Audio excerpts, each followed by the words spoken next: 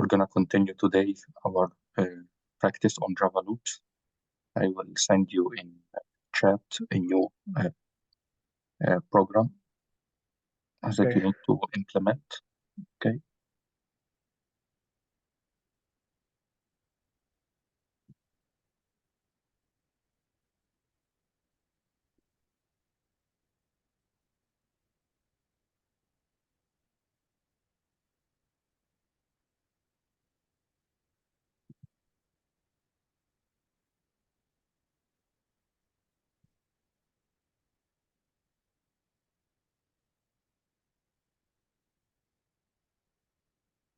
So I sent you the quiz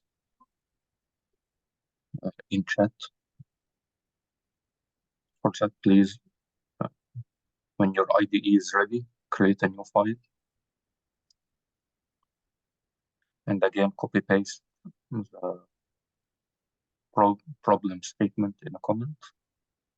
Read it loudly and then start implementing.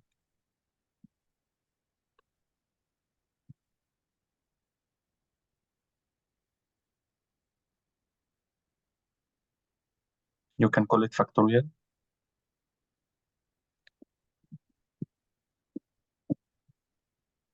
Factorial, not factor. But it's okay. It's okay.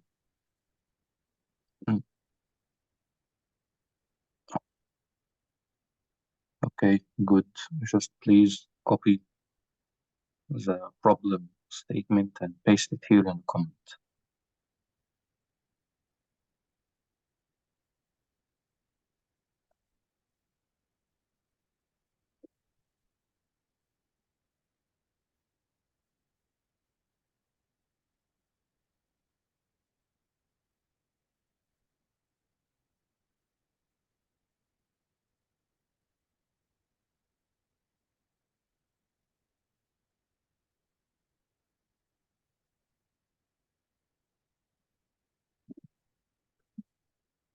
Brother, before you start implementing, please read carefully and tell me if you understand well or not. What is a factory value? I was about to ask you, but please read loudly. Write a program to find the factory value of a number received from user. Yeah, so we're gonna receive integer value from the user, the same as we did in our last program. Okay, and then we'll get the factorial of this number. Factorial is a mathematical operation, okay, to multiply this number, but by all of its descendants. So, for example, if our value is 5, so factorial of 5 is a result of 5 multiplied by 4, then multiplied by 3, then by 2, until we reach 1. You understand? You can write it also in a comment, yeah, to make it visually clear. So instead of this scanner, put another comment. Okay.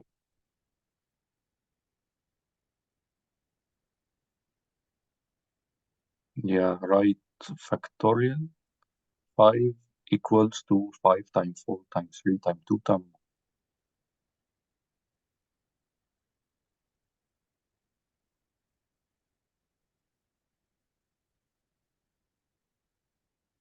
1. Five times 4? Until you reach 1. Okay, 5 times 4. No. 5 times 4 times 3 times 2. Times 3 times 2. No need for space.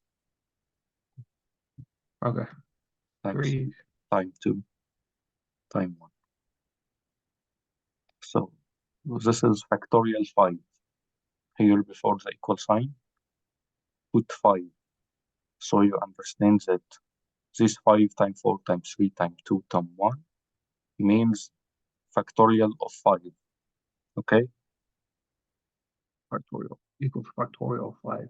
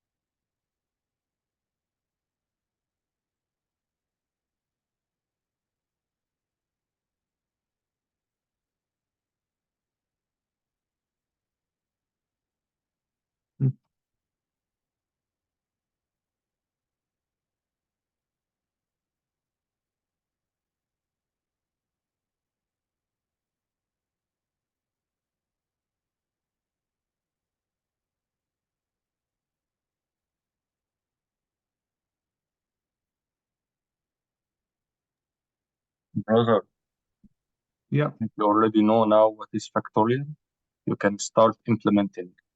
Do you have any idea how to calculate this factorial in code? Not really. Do you think that we need to use loops, some sort of loops, Oh yeah, to for achieve loops. Yeah, this?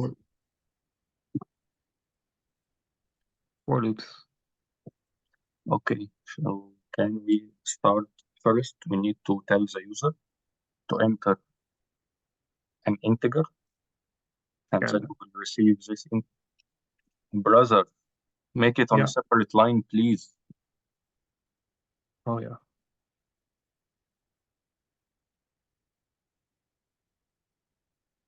Don't forget to give it a meaningful name to your created variables or objects. Okay. Object. Just gonna-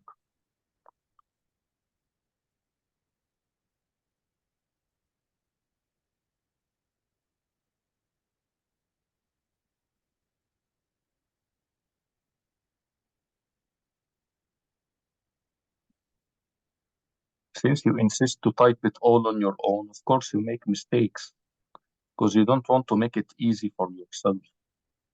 Please use all these suggestions.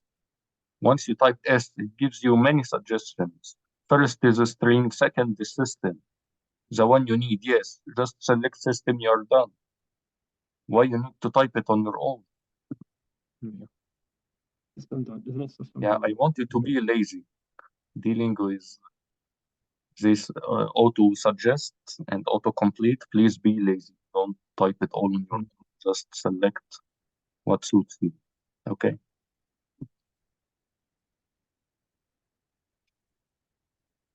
Right. So that is that factorial. Factorial new system.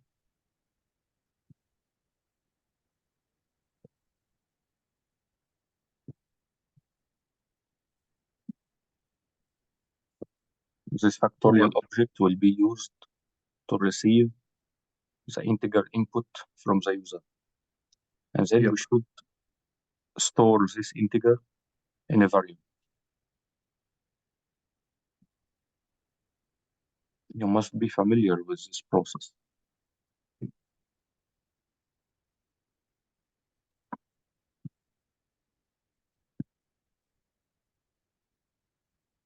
Okay, good.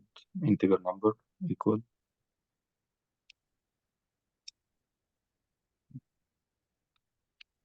Okay, good. So now we have the number. This number, we should multiply it by all smaller numbers until we reach 1. Then the result is a factorial.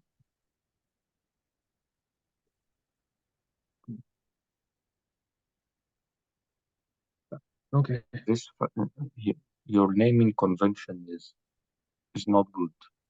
Like this scanner should be named scanner SC input, user input, but not factorial. Because we are not using this object to calculate factorial, but to receive input.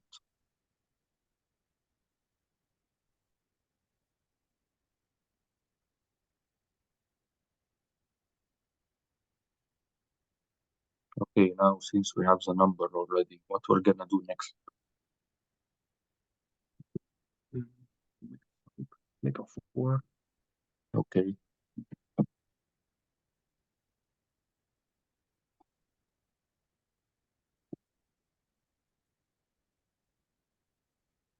What int?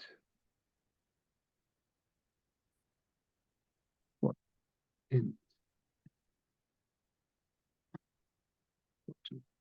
Scan. Let me ask you a question first. Mm-hmm. Do you think this for loop will be incrementing or decrementing?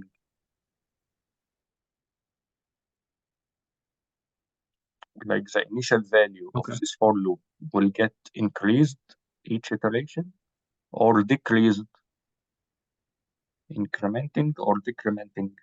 What do you think? It's going to be, yeah, decrementing decrement. Yes, exactly. It will be decrementing. So our initial value will get decremented in each iteration. So second question, what do you think is our initial value for the for loop in this program? The value should be num. Yes, num.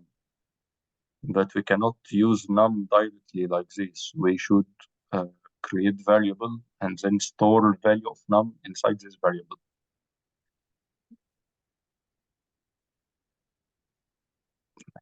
Look, implementation is correct, but the naming is not good. Like this one is not a result. Focus on naming. You are doing good in coding so far, but naming, you have a problem. Index. Okay, index. Much better than result. Okay. Second part, please focus on this part because it's very important. We need to write the condition. Yeah, if index 11, why 11? I mean, 10. Why 10? Oh, no, I mean 5. Sorry, 5. Brother, we are not guessing. 5. If I ask you why, you should give me a reason. 5 is from 5 to 1. 5, it was just an example. I'm not talking about 5. This 5 could be any number, could be 10, could be 500. I don't know. It depends on the user. Look at the example on line number 6.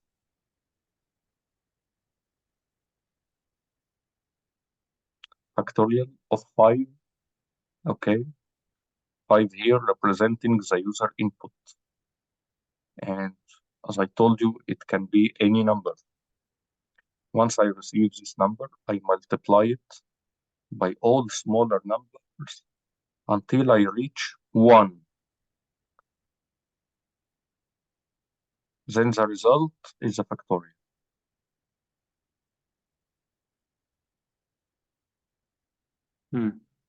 Like, for example, if I enter 9 as a user input.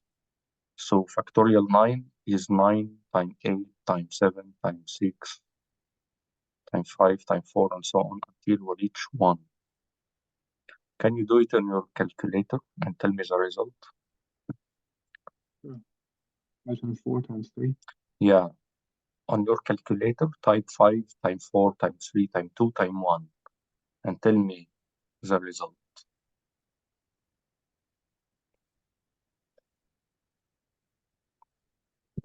120.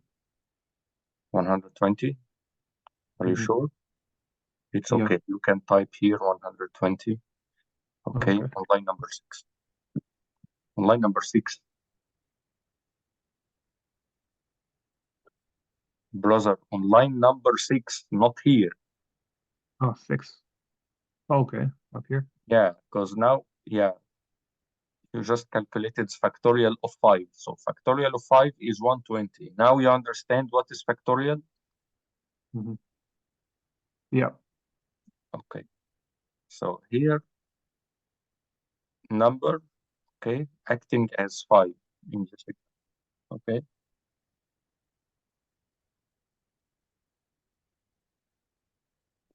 Yeah, 5.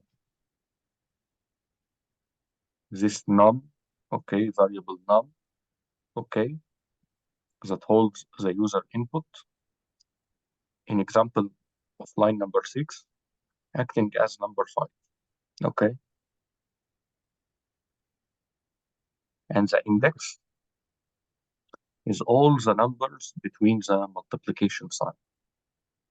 And it's starting with num, so it's starting with 5.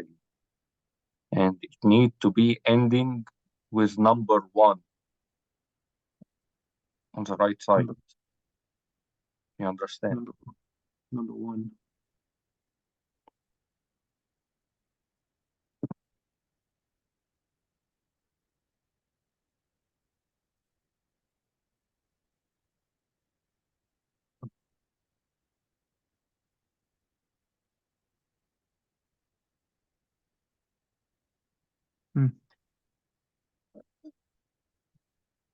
So now, in the condition, what we should write?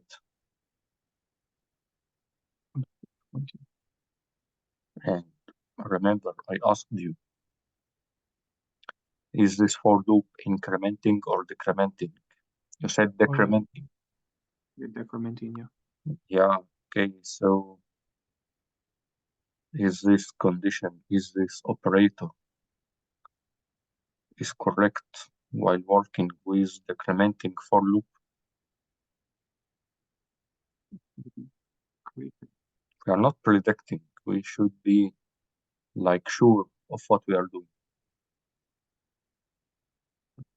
We should understand what's going on. Yeah, greater than, I guess, greater than equal or probably equal or Index is equal to number. This num, okay, is a positive integer. Now I want to decrease this positive integer by 1 in each iteration until I reach the number 1. How can I do this? index. Index, so we're gonna be decrement. Index now equal num. Num is user input. This user input could be any number from 1 to 1 million, whatever. I don't care. For now, I don't care, okay? It can be any number. Okay. So I want this number to be decreased by 1 in each iteration. Yeah. Until I reach the value of index to be 1, then I will break this loop. Is this correct? This is correct or not? No, it's not correct. Okay, it doesn't make sense to me either. Focused. I want to decrease the value of index by 1 each iteration. But I mean, we have to do a once we reach index to be equal 1, we need to exit this loop. Okay, there's no condition in here? You tell me. Index equals condition. The condition is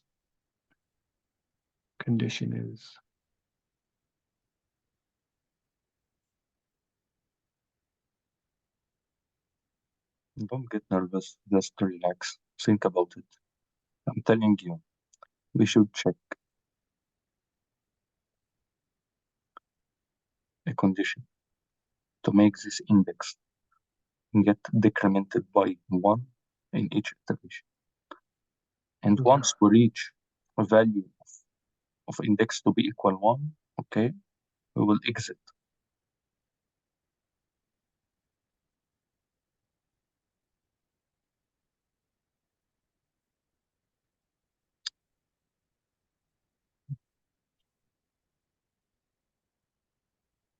You say index minus minus, which is like, I don't say it's wrong, but it's not in a correct place. no.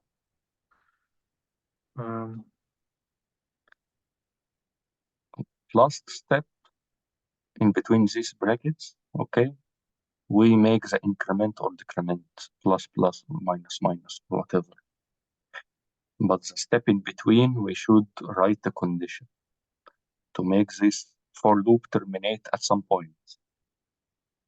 And you just skipped this mandatory part and you just write index minus minus. We cannot skip any part. It's all required. We gave initial value already and we said index equal none. Okay, great.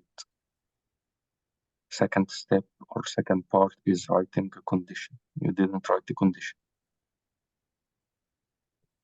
Yeah. Why it's so hard for you?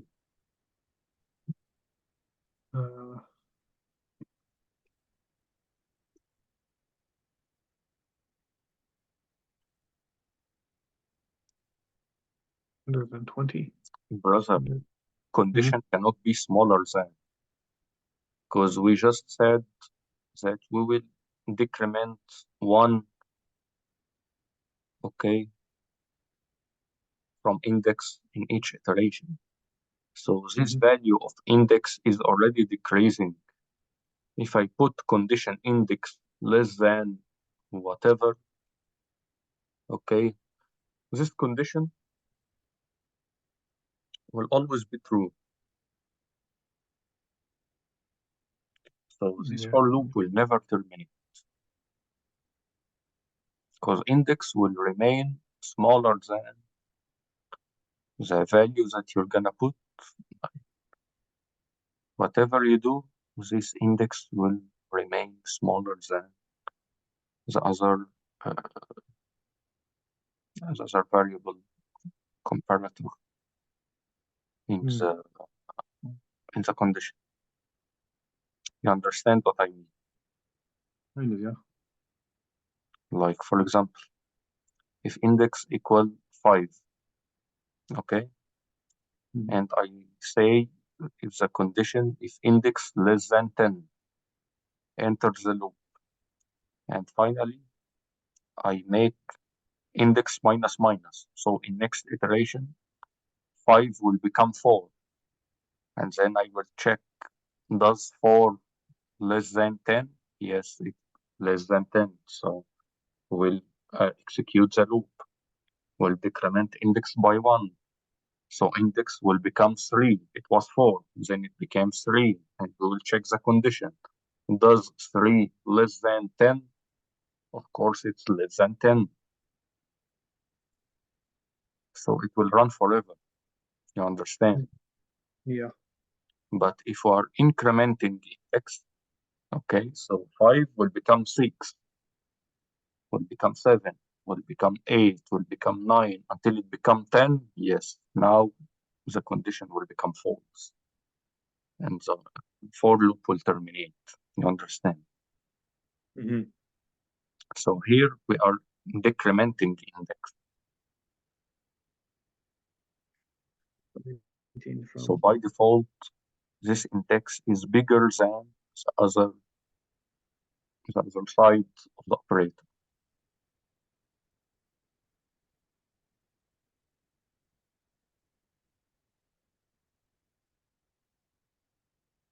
Yeah. Bigger than operator, not the smaller than. Bigger than, yes, bigger than. Okay, bigger than what? Bigger than. As I told you, once we reach the value of 1, we need to break this loop. Greater than. Oh yeah, greater than 1. Yes, correct. But we just need to add greater than or equal. Because if it's only greater than, if it's only greater than, it will stop at 2. Okay? Because only 2 is greater than 1, but 1 is not greater than 1. 1 is equal to 1, right? Yes. Yeah. To make 1 counted, we should add the equal sign to make it greater than or equal. Same thing when we use smaller than, so smaller than or equal. Okay? If you use greater than only or smaller than only, this number will not get included. But when you add equal, this number will be included. You understand? Yes. Okay, good. So now we are done with the condition. Last part in our loop is to increment or decrement. And in our case, it's decrementing. So we will decrease index by 1. Make a body for this loop and tell me what we're gonna write inside our loop.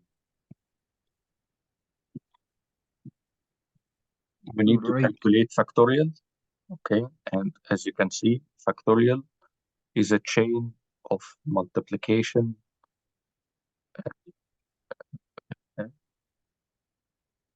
Okay, until we reach number 1. So we need to store the result of this factorial somehow. So we're gonna use a variable. Delete this line for now. We don't need it inside the for loop, but we will need it after the for loop finishes its work. Okay. So it's not the right place to display any values here. We'll make this statement outside the loop. Once the loop terminates and finish its task, by that time we'll be ready to display the final result. Okay. But now we should focus on calculating the factorial. Okay. Don't worry much about this print for now. Just tell me what we're gonna do inside the loop body. Inside here, we're gonna do delete this line number 12 because it's useless. We'll start calculating. Delete this print statement, brother. We don't need it. Now we need to calculate the factorial. If you really understand the concept of factorial, tell me how we're gonna do it.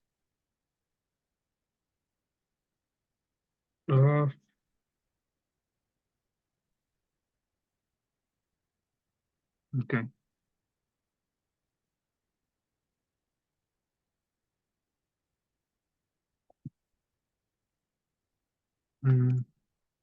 Brother, we need a new variable to store the result of the factorial.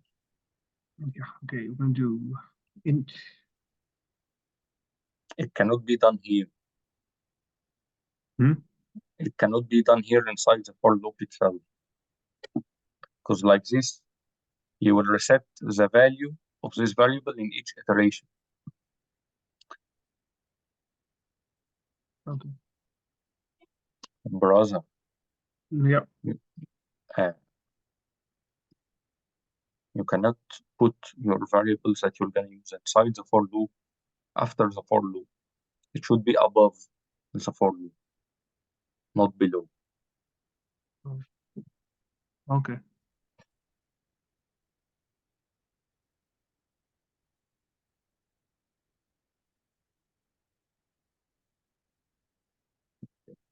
We're going to do int num1.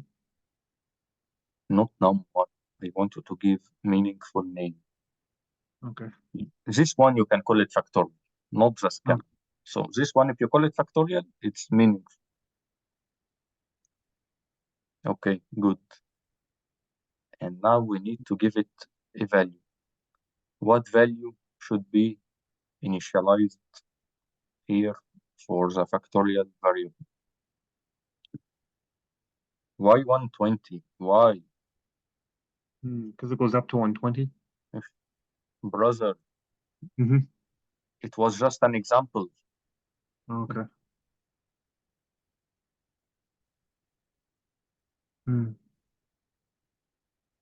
It was just an example explaining the concept of factorial.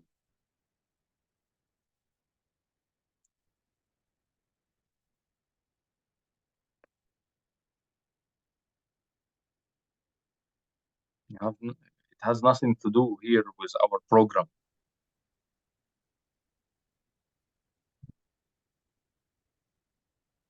So here in this factorial, inside the loop, okay, we'll multiply this factorial by the index, okay, and then the result we will store in the factorial. Okay. So here, what is the initial value for factorial? Index. No, you don't have index here because I it's mean, above index, so it cannot use index, num. Yeah, it's num. not num. It is. Because here, if it's num, then we will multiply factorial by index, and now index holds also the value of num, so it's completely wrong. So do you want to think about it for a minute? Sure.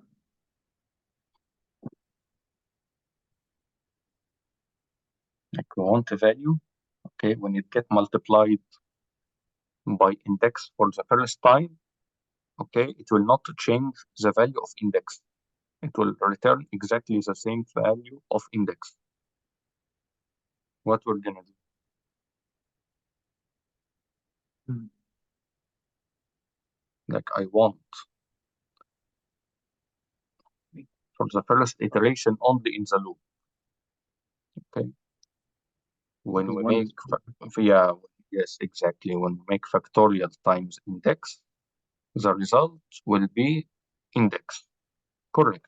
100% correct. Now we are ready to implement our logic inside the for. Okay. Okay. Get inside the loop body, please. Okay. Yeah, we need to implement the factorial and store the value in the factorial variable. Of course, by multiplication. Mhm. Yeah, and we had Do factorial. an example in our last session about multiplication and how to do multiplication in code. And if you remember, also we used the plus equal sign in our last example. Mhm. Here we can do something similar to the plus equal.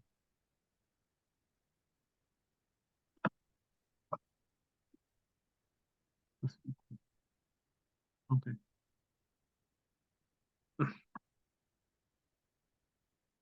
Plus equal.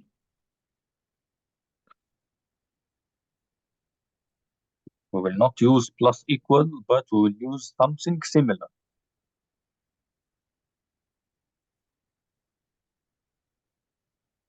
Real.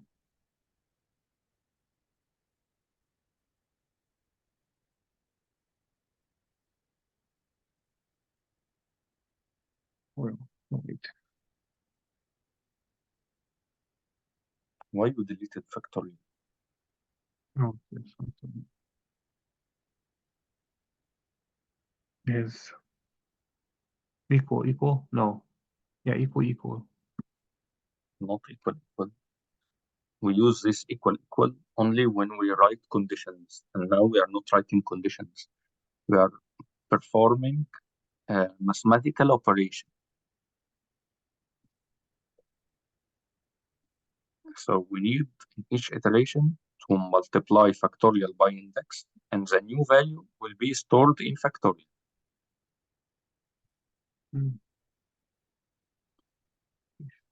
Okay. Focus on what I say. We need each time inside the loop to multiply factorial by index, and the new result will be stored in factorial itself.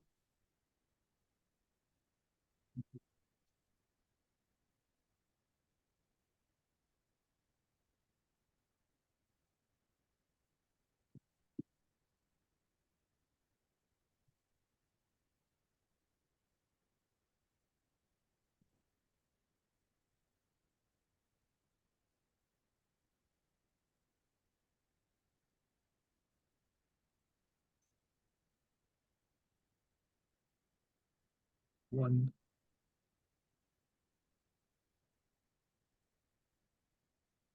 Real. Brother, open our last program, the one we did last night. not this one. No. Where did it go? It's okay. Forget about it. Oh, I have it. I think I have don't it. want you to get confused. Let's get back to our program. The results. You remember how did we use the plus equal sign? Okay, can you do it now?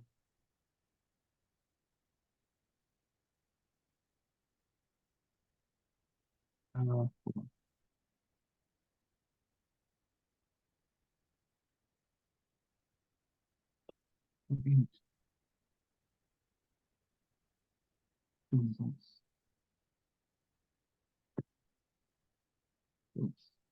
Okay. Course.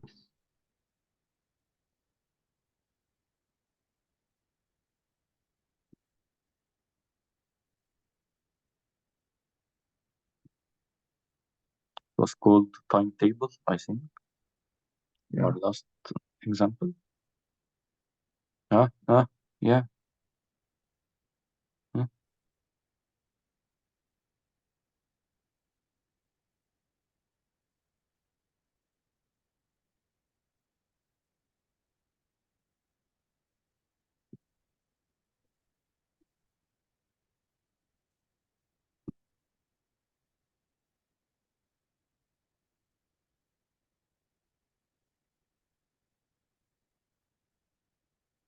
Brother, you didn't focus in what I said. I said we need to multiply factorial by index, and then we store the value in factorial.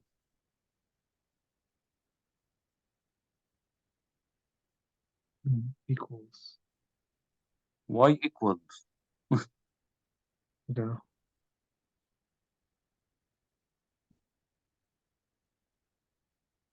I told you we'll do something like plus equal sign. And you did yesterday very well about the plus equal. Now we'll do multiplication equal. Oh, multiplication equal. Okay. Yeah, we are done. Put semicolon, we are done. Run the program.